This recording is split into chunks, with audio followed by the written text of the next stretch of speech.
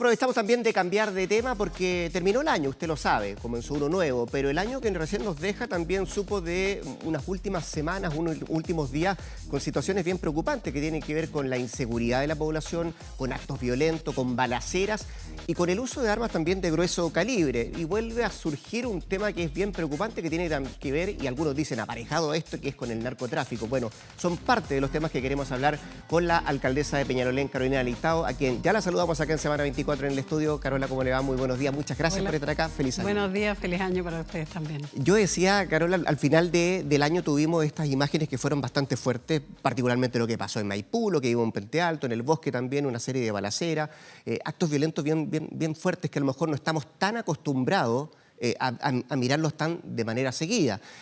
¿Les sorprenden qué pasa en Peñalolén con este tipo de situaciones? ¿Es tan o más parecido de lo que vimos la última semana en Maipú, Puente Alto y el bosque? La verdad es que lamentablemente no son tan sorprendentes para nosotros porque son hechos que ocurren de manera bastante habitual. Y lo que más bien hemos hecho muchas veces es tratar de luchar contra que este tipo de hechos se normalicen en la población. Yo decía que antes del toque de queda por el estallido social o la pandemia, había muchas poblaciones donde ya había toque de queda, desde antes. ¿Por qué? Porque la gente buena se guardaba temprano, porque no podía salir, porque tenía temor. Un autotoque de queda. Un autotoque de queda. ¿Por qué? Porque la gente que quería vivir tranquilo decía yo mejor no salgo después de cierta hora, no voy a ciertos lugares, y yo creo que eso es lo que tenemos que tratar de ir buscándole una solución que yo creo que es bastante multidisciplinaria. Porque cuando aquí hablamos de cuál es la solución, en definitiva, no es solo un tema de atacar el delito propiamente tal, que por supuesto hay que hacerlo.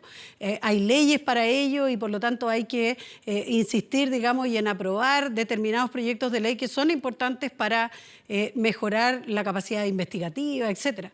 Pero aquí hay un trabajo que es multidisciplinario. Hay que preguntarse quiénes son los que están detrás de esto, quiénes son los que financian, de dónde salen los recursos para hacer esto, cuál es el trabajo que estamos haciendo con las distintas instancias. Aquí hay una instancia preventiva. En Chile, lamentablemente, hoy día se invierte un 10% en prevención y un 90% en control.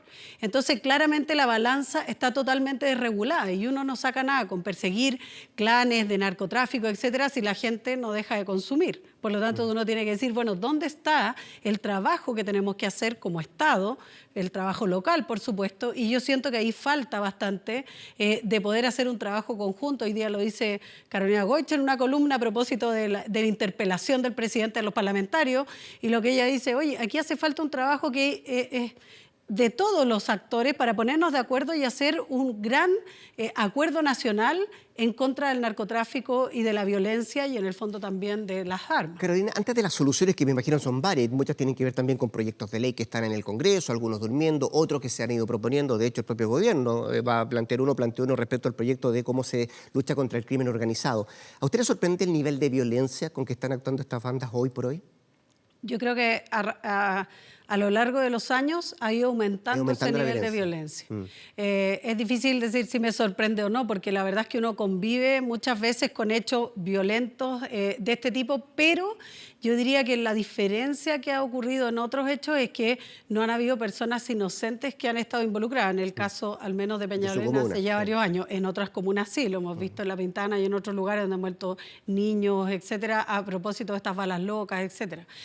Pero aquí no ha ocurrido porque Dios es grande, porque en la práctica han ocurrido cosas en la calle, donde hay otra gente, donde hay personas inocentes y por lo tanto perfectamente podría haber ocurrido también.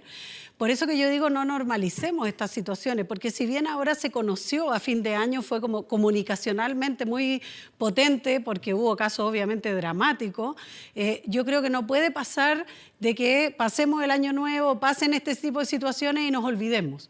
O sea, esto tiene que ser un llamado a las autoridades también para hacerse cargo y hacer este trabajo de poder revisar cuáles son las cosas que están fallando y en qué es lo que estamos fallando. Varios alcaldes, no solo yo, sino que varios alcaldes hace años venimos diciendo de que el narcotráfico y la pelea contra el narcotráfico se está perdiendo. O sea, yo tengo esa sensación, siento que cada día más se siente mayor impunidad. ¿Por qué se perdió, alcaldesa? Yo creo que la impunidad... ¿Dejamos de preocuparnos? ¿Dejamos de tomarle el interés que requería esto el narcotráfico? Porque conversando la semana pasada además con un analista, esto me decía ya, Chile hace mucho rato que dejó de ser un país de paso. Se está estancando acá. Hay una situación diferente a lo que ocurría años atrás, por ejemplo. Yo creo que hay distintos factores. Hay un factor que es el tema de la impunidad. Tú recordarás que hace años atrás consumir en la vía pública alcohol o drogas, cualquiera, era penalizado como un delito. Eso en algún minuto se terminó siendo una falta, no un delito. Por lo tanto, hoy día ocurre que si tú estás en una plaza tomando o consumiendo droga, a lo más te sacan una boleta, una multa, y eso en la práctica es que no te hacen nada, porque ni carabineros ni investigaciones van a ir a sacarle una boleta a una persona que está en una plaza tomando. Por lo tanto, hay un tema también de que la ley finalmente también se relajó en el tema del consumo público. Pero también es cierto que en el ámbito privado, o sea, donde ha aumentado tremendamente el consumo.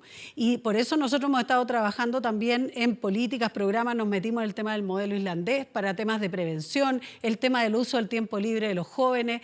Yo creo que aquí lo que ha habido es que hemos ido atacando como el delito de manera particular. Es como este delito, el otro delito, y hay condena, ojo, no es que no hayan.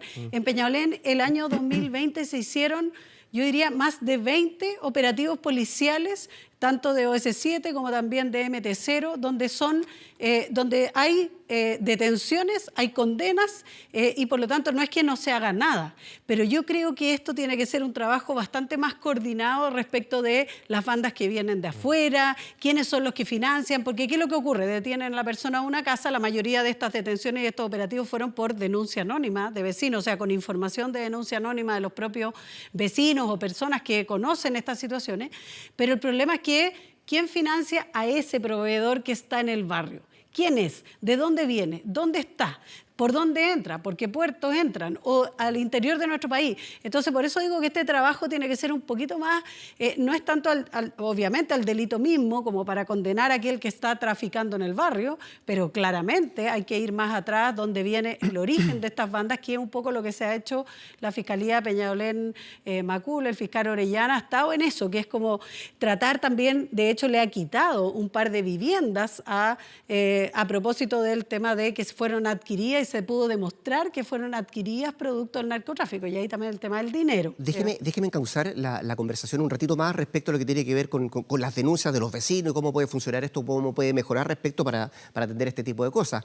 Pero antes, y a propósito de lo que usted decía del narcotráfico, porque tan preocupante como el narcotráfico es el microtráfico, que tiene que ver en menor escala, pero que de alguna forma también subsiste y genera grandes cantidades de dinero también. Y leyendo el diario ayer y hoy día respecto a las cartas, por ejemplo, en el Mercurio, ya se comenzó un debate respecto a la legalización de algunas drogas. Vimos un alcalde al fin del año pasado también que decía, mostraba dos efectos. Lo que pasa con la marihuana, por ejemplo, y la cocaína. ¿Sirve legalizar? ¿Usted está en ese camino, por ejemplo, en el caso de la marihuana? Yo creo que no. Cuando abordamos el tema del modelo islandés, uno de los principales temas es la discusión en el ámbito médico respecto del daño que producen el consumo de todo tipo de drogas. Y aquí también yo incluiría, obviamente, el tabaco y el alcohol. Ojo, son también drogas lícitas, pero en la práctica también lo son. Hay personas que tienen que tratarse justamente, y hoy día, ojo, que el tema del consumo de alcohol también está siendo un problema tremendamente grande para nuestras comunidades. Por lo tanto, yo lo sumaría a esto. Yo creo que el legalizarlo finalmente lo que hace es dar una señal equívoca, que es decir, esto no produce daño. Y sí produce daño, está demostrado médicamente, y sobre todo en los menores de edad. Sobre todo en los menores de edad. ¿Por qué? Porque ellos están en formación, su cuerpo, su cerebro, etcétera, y está totalmente demostrado que el consumo antes de incluso ni siquiera a los 18 años, antes de los 20 años, produce un daño tremendo, y eso lo vimos cuando trabajamos este tema del modelo, porque en la práctica lo que no podemos decirle a la gente es dar señales equívocas, decirle, mire, no, dele nomás, aquí no le va a pasar nada. Y lo otro es que también esa es una discusión que a mí me parece bastante elitista, porque siento que a veces uno puede decir, mira, no, yo elijo, yo voy, consumo cuando quiero, etc. Hay personas que no pueden elegir, no pueden elegir. hay niños y jóvenes que viven en ambientes de tremenda violencia, pero también de tremenda vulnerabilidad. Y por lo tanto no tienen las herramientas, por ejemplo, para poder decir que no. No tienen la formación, no tienen el acompañamiento familiar, de quien sea su familia, madre, padre, abuelos, tíos. No siempre está la persona que te puede decir, oye, vas por mal camino. Entonces, yo siento que además es bastante como ponerlo en una, donde la élite de repente cree que esto es una discusión como, bueno, y si me enfermo, voy a un doctor y me trato. Hoy día el tema de la salud mental no es un tema al cual todas las personas tienen fácil acceso. Tampoco, sí. Alcaldesa, a propósito de lo mismo, bueno, ya estamos analizando el diagnóstico, vamos a ver las posibles soluciones. Yo le decía que el gobierno presentó la semana pasada un proyecto para combatir el crimen organizado y entiendo que mañana un grupo de parlamentarios quiere más agregarle a todas estas indicaciones que hay la figura de la denuncia recompensada, es decir, un dinero que se le pague a quien denuncia, a quienes están cometiendo ilícitos. ¿Le gusta esa figura? Creo que nosotros debiéramos... ¿O qué le dice la experiencia respecto a su habitante en su comuna? ¿Denuncian respecto a gente que está cometiendo ilícito? Nosotros no le pagamos a nadie y tenemos hartas denuncias. Hay harta denuncia. Harta denuncia. Y creo que es una responsabilidad social y una responsabilidad ciudadana. A mí no me parece tener que pagarle a las personas para que hagan denuncias, creo que es un mal incentivo. A mí me parecería mejor que en el fondo ese barrio, ese donde hay, por ejemplo, uno podría compensar a una comunidad y uno podría decir...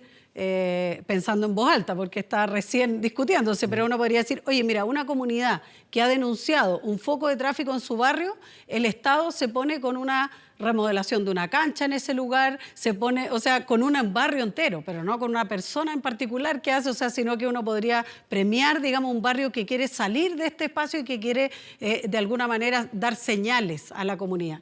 Quizá eso podría ser más eficiente, pero en la práctica nosotros hoy día tenemos denuncia anónima, las personas denuncian sin que le paguen un peso. ¿Por qué? Porque quieren vivir tranquilos y esto es un derecho humano. El derecho a vivir en un ambiente libre, sin violencia, es un derecho humano. Y el narcotráfico trae a los barrios mucha violencia y por lo tanto la gente también se aburre. Nosotros lo que hicimos fue hacer un mapa de coincidencia entre la denuncia anónima y georreferenciamos los operativos policiales que se hicieron durante el año 2019 y 2020.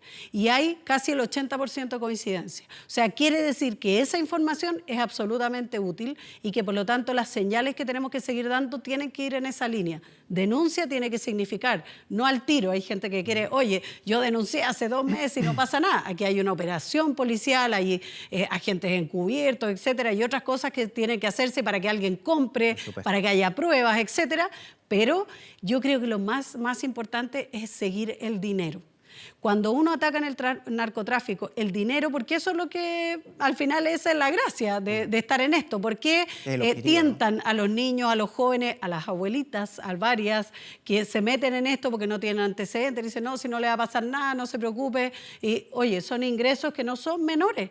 Entonces las personas caen en esto, a veces por necesidad, y después se van metiendo y les queda gustando, y bueno, al final lo que vemos es que el dinero tiene un poder tremendo, y por lo tanto, ¿qué es lo que hay que atacar entonces? El dinero. Sí. A propósito de eso, la frase que le voy a decir no es mía, decía ayer, las necesidades de la gente no las vamos a dejar de lado y las necesidades de la gente se palpan en las comunas. La frase del ministro del Interior, Rodrigo Delgado, que fue alcalde en Estación Central. ¿Cuánto ayuda eso? En este tema en lo específico que el jefe de gabinete, el ministro del Interior, que está encargado de la seguridad del país, haya sido alcalde. Bueno, yo creo que es un tremendo avance, porque, como decía un amigo mío, la cabeza piensa donde están los pies. Claro. Y por lo tanto, yo creo que el tener la experiencia del territorio siempre va a ayudar primero a la empatía con el resto de los alcaldes, obviamente. Yo tengo buena relación con Rodrigo en el sentido de que siempre hemos trabajado juntos en muchos temas de tránsito, temas de otros, o sea, independientes, que somos de partidos totalmente distintos. Tenemos cosas que no coincidimos, pero también tenemos muchas coincidencias en lo local. Yo siempre he hablado ahí de que el municipalismo es una corriente en sí misma, digamos. Nosotros los municipalistas coincidimos en muchas cosas y por lo tanto que él haya sido alcalde ayuda mucho a poner aquellos que a mí, por ejemplo, como Hacienda, por ejemplo, que yo creo que lo primero que debiera hacer un ministro de Hacienda es pegarse un mes en en un municipio. Yo creo que cualquier ministro debería tener en su currículum eso, porque a veces se piensan cosas en las oficinas, grandes estadistas donde hay muchos técnicos, donde piensan muchas cosas y cuando las vamos a implementar nos damos cuenta de manera que diferente, me imagino. la verdad es que no Hay que preguntarle algo a propósito de lo mismo, alcaldesa. ¿Cuánto ha ayudado, y si es que efectivamente ha ayudado, la pandemia a que proliferen este tipo de actos criminales, este tipo de violencia, el narcotráfico por sí? Porque pasamos a preocuparnos mucho de la pandemia, me da la impresión, y usted me lo puede corregir si me equivoco, y dejamos de lado esta preocupación que ha estado latente durante mucho rato. Sí. ¿O cuánto colabora, por ejemplo, esto de estar en cuarentena, esto de tener distanciamiento, de tener ciertas restricciones de movimiento para que proliferen este tipo de actos? Yo creo que como todo delincuente y en la comisión de delitos se van adaptando a las nuevas realidades. Pasó poco tiempo, yo creo que en un primer minuto como que esto decayó por razones obvias, las cuarentenas, etcétera, pero rápidamente se fueron adaptando a la nueva realidad. Esto de los delivery de droga, buscar otras maneras de acceder. Ahora también es cierto que la gente tiene menos poder adquisitivo, o sea, con una crisis económica, etcétera, por lo tanto empiezan a buscar nuevos mercados, por decirlo así. Pero yo diría que influyó solo en el sentido de que varió la forma de hacerlo. No es que haya aumentado o disminuido, sino que más bien, a mi juicio, o sea, por la mirada que yo tengo, lo que ha ocurrido es que ha seguido ocurriendo como si nada pasara. Pero y en la el modo práctica, de operarlo, de la transacción. Claro, el modo de operar es distinto. Ahora, ¿qué es lo que pasa? Que también hay que hablar desde lo real.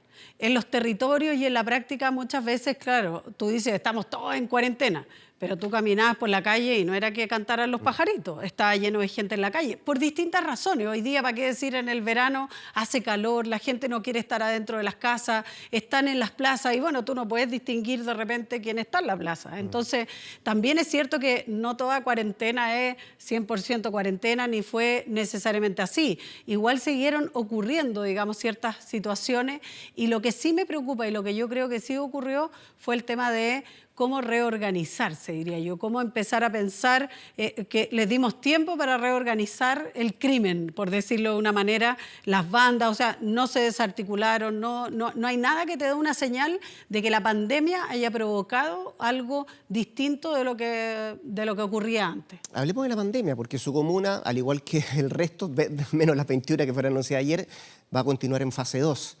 Y está dentro de las 50 comunas que tienen más de 100 casos activos. ¿Le preocupa cómo está llevando Peñalolén esa lucha contra esto que me imagino es complicado, no solamente para Peñalolén, para cualquier alcalde? Lo hemos visto constantemente que hay reclamos respecto a cómo fiscalizar, cómo llamar a la gente al autocuidado y que de verdad, y lo conversamos hace poco rato con el Ceremi de Valparaíso, respecto a la situación de autocuidado de la gente que no lo toma de verdad muy en serio y hace caso omiso, incluso a las determinaciones o las directrices que emanan desde el Ministerio de Salud, por ejemplo. Sí, bueno, nosotros desde el primer día que empezó, ya cuando se empezaron a relajar las medidas, a cambiar de fase, etcétera, nosotros pusimos una campaña comunicacional en la comuna que decía, no te confíes, el virus sigue aquí. Y lo pusimos en estos mega letreros, lo hacíamos en las redes sociales. ¿Por qué? Porque la gente se empieza a relajar en las medidas, como tú dices. Y así fue. Y hoy día lo que estamos viendo es un aumento sostenido de casos. Nosotros podemos señalar que de la semana pasada a esta última semana que termina, digamos que terminó ayer en la medida, nosotros medimos de sábado a sábado. De este sábado, ayer 2, teníamos el doble de casos de la semana anterior.